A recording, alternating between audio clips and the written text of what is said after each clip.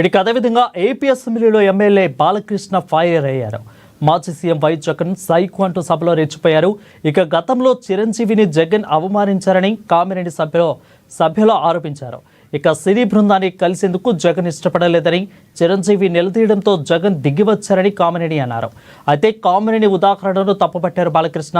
చిరంజీవి గట్టిగా అడిగితే జగన్ దిగివచ్చారన్నది అబద్ధమని అన్నారు.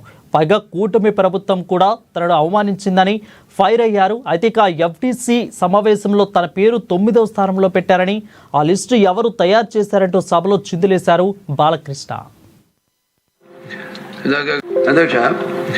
ఇందాక గౌరవ శాసనసభ్యులు కామినేని శ్రీనివాసరావు మాడుతూ అప్పుడు అందరూ ఇండస్ట్రీ కలవడానికి వెళ్ళినప్పుడు సైకో గారిని చిరంజీవి గారు గట్టిగా అడిగితే అప్పుడు ఈయన వచ్చాడంది అబద్ధం. గట్టిగా ఎవడు అడగలేదు అక్కడ.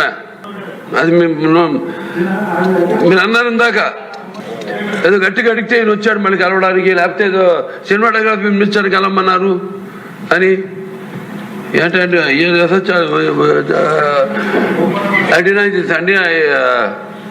అవి మిగతాను ఓకే, అవమానించడం ఆయన ఓకే. ఏదో ఆయన పెద్ద గట్టిగా చెప్తే ఆయన దిగి వచ్చాడంట కలవడానికి, లేకపోతే సినిమాటోగ్రఫీ మినిస్టర్ కలవమన్నా అంట.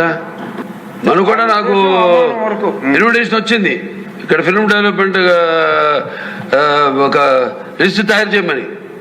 నాది 9వ పేరు వేశారు. అది ఎవరో ఈయన నేను అడిగాను కూడా, దుర్గేష్ గారిని కూడా అడిగాను, గౌరవ సినిమాటోగ్రఫీ మంత్రి కూడా అడిగాను ఎవడో వేసిందని. Respect human being, even opposition or us. 9వ పేరు వేశారు. ఇదే అదేదో గట్టిగా ఎవడు అడిగాడు, గట్టిగా అడిగితే పంపించారు లోపలికి. వచ్చాడు ఈడు కలవడానికి. Sorry, I want to clarify this. No, very good, sir.